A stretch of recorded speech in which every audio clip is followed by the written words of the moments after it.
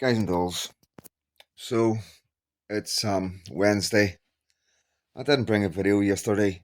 Um just didn't wasn't feeling it, to be honest with you guys. So much been going on.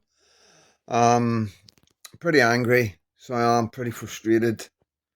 Um, you know, seeing the atrocities going on around the world right now in Sweden with that young man who was on a live during a live. He was doing a live on TikTok or a live on YouTube. The man he burnt the Quran. Um and they ended him for him, as you know. So that's been on my mind. And then we had the young schoolboy. I put a community post up, so I did yesterday. So wee bits up here for a while as well.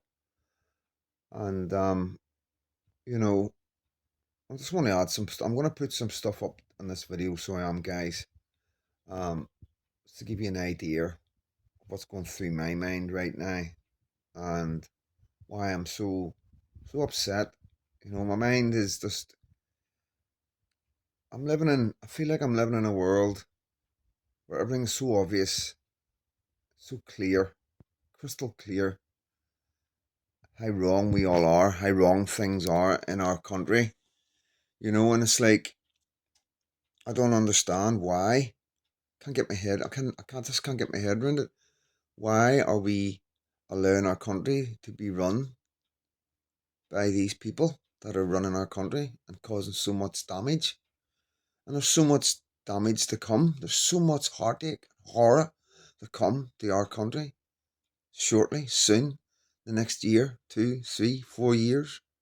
As my wee lucky's growing up, there's going to be nothing but hell in this country, all because of what our country, our government have done to this country by opening the borders up to just anybody and anyone, you know, completely opposite to our cultures, completely opposite to our religion, completely opposite to our way of life in this country.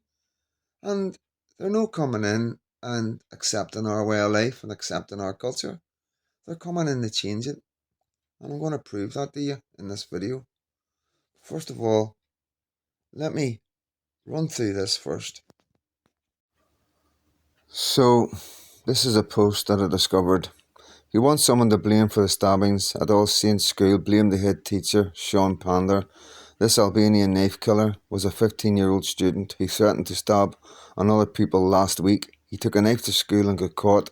The head, Sean Pender, sent out a gaslighting letter to parents denying the knife claims, claiming the police attended for educational visit. It's lies. He let his same pupil back in on his first day back. He murders a child in school. My girls had to be locked down, and the teachers demanding they don't call parents and even taking phones from children. It's a disgrace. Who do we blame? I blame the management, staff at All Saints, and our government for allowing these scum in. So again, does it ring bells? Do you recognise anything? You know, exactly the same carry on. What happened with young Jamal and that young Bailey, them two kids, when they made Jamal to be out some sort of hero, and they told all the teachers to be quiet, silenced everybody, paid everybody off. This is the lengths, this the extremes that our government are going to hide the facts of what's going on in this country by people that are coming into this country.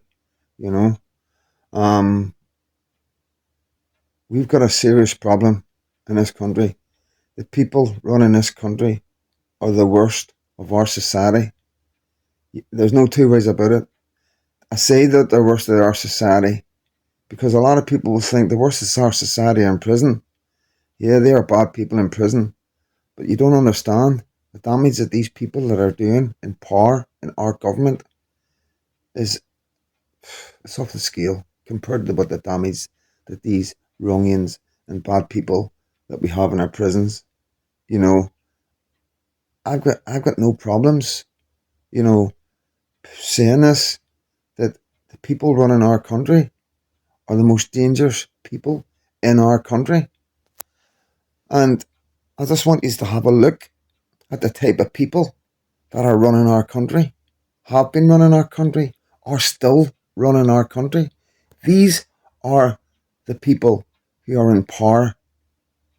These are the people that are making the decisions in our country. So this is Tom Nelson, 33, caught with thousands of rape images of children, some involving sex with animals. Labour Lord Mayor and Town Councillor, caught with thousands of images of children being sexually abused. John Ferry, the Facebook paedophile predator, was another Labour paedophile school governor. Fucking school governor, guys. Here we've got another councillor and teacher pleads guilty to child pornography. Pictures of a child in shackles. For fuck's sake. Labour Party councillor and chairman of the Board of Primary School Governors, Keith Potts, found guilty of downloading child porn. You know, I keep saying, like, you know, the predators will get the jobs. They will get the jobs where they can be predators. This is common knowledge, guys. This is Neil Redrup, Labour Party paedophile, pervert and peeping Tom. Ex-Deputy Labour Party Lord Mayor John Johnson caught with hundreds of child rape images on his computer. You know, this is just what they're getting caught with on their computer, guys. You know, these people, I'll be honest, like, these people, most predators, I'm telling you now, normally once they get caught, they're normally guilty of hundreds and hundreds of offences by the time the police catch up with these guys. Labour Party activist and council candidate Ian Rankin was jailed for having in his possession video material containing some of the most extreme kinds of child sexual abuse. Labour Party mayor and primary school teacher Graham Person arrested for possessing child rape photographs.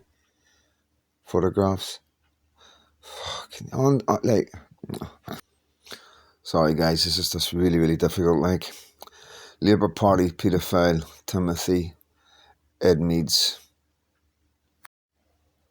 Labour Party suspect in paedophile rape investigation Gurpal Verdi. Jewish Labour Party peer Lord Greville Janner's office in the House of Lords has been raided as part of an investigation into homosexual child rape.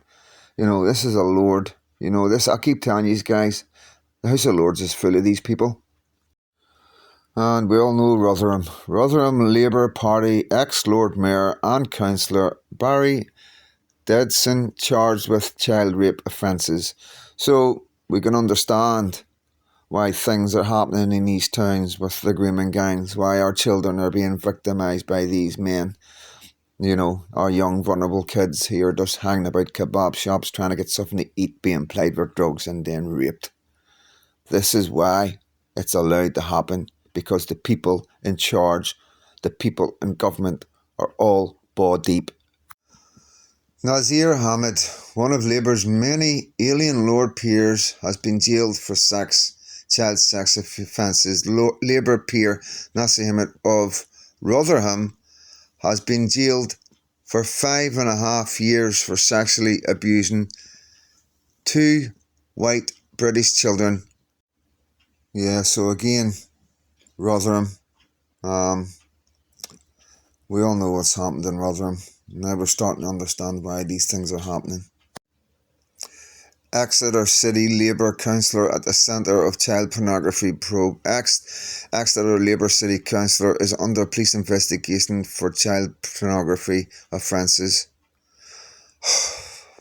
You can read the rest, guys. This is fucking heartbreaking, like. Muslim Labour councillor 34 who shared images of children being raped and had stash of 100 sex abuse videos on his iPhone and laptop is jailed for more than 3 years. 3 years, guys. You know? He shared vile child abuse footage online and discussed paedophilia fantasies with others. Here we got Sunderland Labour councillor Thomas Wright jailed for 15 years for sex attacks on children. I'm trying to keep as professional as I can, okay? Moray Labour councillor Sean Morton, 35, faces 4 criminal charges, including photographing and distributing rape images of children, some with fucking animals. This is Labour, you know. This is Labour. This is the men who are running our fucking country. These are the animals that are letting other animals into our country to fucking desecrate and destroy our youth. Here's another beast, Neil Taggart. You know, you can read that. Fucking images, disgusting sex activity with animals. You know, guys, look at the picture. Look at him. Look, that's defiance. That is Labour Party defiance, guys. Hull Labour Party councillor Stephen Baines has been charged with making and hoarding rape images of children. So yeah, I'm sorry about this, guys, but this has got to be put out there. You know, this has got people have got to understand who we have in charge of our country. Ware Forest Labour councillor leader James Shaw made pornographic photos of a child. Served as leader of the council for 8 years, pleaded guilty to the crimes at Worcester. Disgraced Sunderland Labour councillor Spurred jailed for online grooming of girl. As disgraced Sunderland Labour councillor who had explicit online sex chat with who he thought was a child has been spurred jail. Of course he's been spurred jail. This cretin. Hackney Labour councillor charged over pornographic images of children. 36-year-old Tom Dairy has been charged with offences relating to pornographic images of children as part of a National Crime Agency investigation. Please believe me, right? They're catching them with pornographic material. They're getting it on their laptops and on their phones. You get me? They're not catching them with the kids. They're not catching them in the act. They're not just going on phones and laptops. Please believe me. These guys are horrifically abusing children in paedophile rings in and around Westminster. And it's been going on for the last 50, 60 years. And only because of the internet are we starting to be able to get it out there and show people that me and people like me growing up in children's homes have been screaming from the rooftops for years and years and years, and everybody just thought we were liars or just had a axe to grind or just were hateful people that made up stories. That's what I've had to deal with growing up. Perverted Labour councillor tried to meet a male child through Grindr. So, like, these are Labour politicians who get into power and then decide to start looking for children to abuse. This is what they do in their spare time. Labour Gillingham MP pleads guilty to possession and distributing pornographic images. During his term in government, Paul Clark served as parliamentary private secretary to John Prescott, Ed Balls. You know, birds of a feather flock together. Please believe me, guys. Please believe me. This is rife right through Parliament. This is what these men do. So, I'm sorry to have to bring you this, guys, today. This kind of video.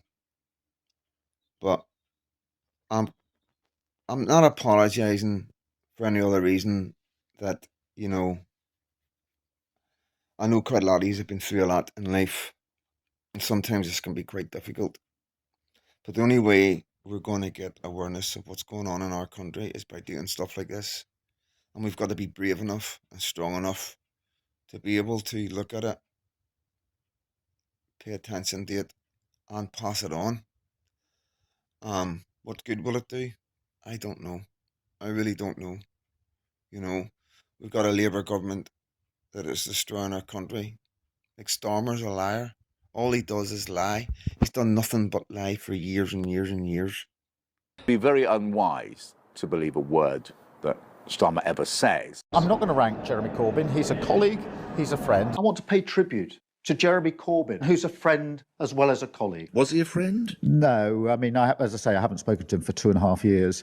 In 2020, he was a friend, Sakir. He has a long record of making promises which he then goes on to break. We have to make the case for the benefits of migration, the benefits of free movement. We don't want open borders. Freedom of movement has gone and it's not coming back. I'm really pleased to be here this morning supporting the staff at McDonald's who are on strike. Previously, you told your front bench not to cross the picket line. That was for the strikes back in June. Is that something you'll be saying to them again? Yeah. Air quality, climate change is the issue of our time, and as the Extinction Rebellion protest showed us this week, the next generation are not going to forgive us if we don't take action. I think they're wrong. I think their action is wrong. Get up, go home. I'm opposed to what you're doing. It's not the way to deal with the climate crisis. So why should you believe a single thing he says in the Labour manifesto, given that when he was running for the Labour leadership, he made a whole series of pledges which he then abandoned? You made 10 policy pledges for this campaign. Let's see how watertight they are. Can you guarantee that under your leadership, the 2019 Labour commitments to nationalise water, energy, rail, the Royal Mail, they'll all be in Labour's next election manifesto? I've made that commitment. Will you nationalise the big six energy companies, yes or no? No. No, you will not. I think it's tragic. He lied about taxes. He lied about the winter fuel, the payments for the old people, said they wouldn't touch it. Said they wouldn't touch a lot of things. They lied to the WASPy woman. They had the WASPy woman standing around holding Labour placards and standing in front of them telling everybody how when they get in the power they were going to make sure that they got what they deserved. And then when they got in the power, they said, no, you aren't getting nothing. And that's not enough reason for a re-election. Maybe this is. As to what is said right here on our own soil, on British soil. Here we go. Take it away.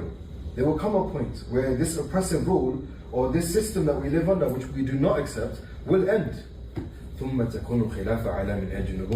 That same Islamic system, that Islamic society will return in the best way possible, upon the manhaj, upon the method of Rasulullah. And inshallah, we study his seerah, we study the Islam, we follow his methodology, and which is the perfect methodology. So no one can say, if Islam is perfect, no one can say that Islam cannot be implemented today because the system has changed, reality has changed. Every one of us implements Islam in our daily lives in every aspect of it, صح? So naturally, if we believe that Islam is how to eat, how to sleep, how to treat your family, it's political, it's economical, it has judiciary, it has foreign affairs, it has everything to it. So if we want to change the system, we look at, okay, what is the problem, the core problem, the proper solution, and how to implement that through the method of Rasulullah. I think I've watched this clip now over a dozen times, and I still get shivers down my spine every single time I watch that clip. Because there are people in this country that think like this, that are talking out loud, saying these things.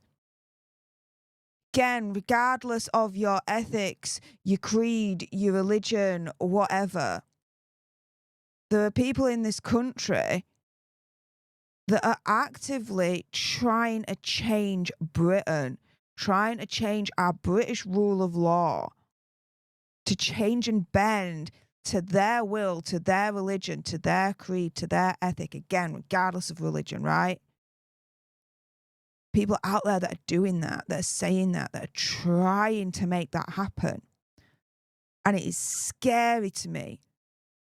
Because if we are to use this example here from what is known as the Muslim Identity Group, I I was born here, okay? British citizen. I don't want to be living under Sharia law.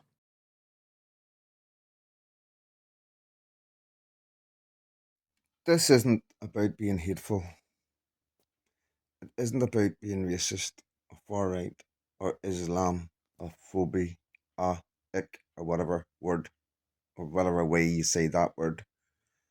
This is about a young man like me and that girl that you've just listened to who are having children or have children and are concerned about the future of our country, concerned by the people running our country, concerned by the people that these people running our country are letting into our country, concerned by the people who are in charge of the justice system. We're concerned about the people that are in the Home Office. You know, these are genuine concerns. We've got numerous paedophiles, sex offenders, rapists working in Parliament, working to be leaders of our country. We have people like Starmer, who's known to have connections with Jimmy Savile, who's known to have connections with Axel Rudabamani or whatever his fucking name is, his parents, and stopping him getting extradited or deported, as far as I'm aware. It's really, really difficult. So it is to do these videos. It's really difficult to research and to look into and try and find a reasoning and an understanding to bring to use to let you see what I see, what I've been dealing with all my life through children's homes, prisons, the people who've been putting me there, the people who were looking after me. You know, I was a ward of court. When my mum died, I was a ward of court. That means the Labour Party were in charge of me. They were meant to look after me. And looking back now, I totally understand why I was abused. I understand why nobody cared. And I understand why all this lashing out and the violence and the screaming and the crying that I done, why nobody listened. And it all makes clear to me now. It makes sense to me now. Why? And the sad thing about it, it's still happening. Still kids out there screaming, shouting, fighting, being violent, playing up, being arrested, being put in prison. Because nobody's listening to them. Still today. You know, I'm 55. Still today. It's happening. And this is why it's happening. You know, I fear, truly and utterly fear for the future of my wee girl in this country. I really do. Sorry guys, I've got to go. I'm so emotional right now. God bless every one of you.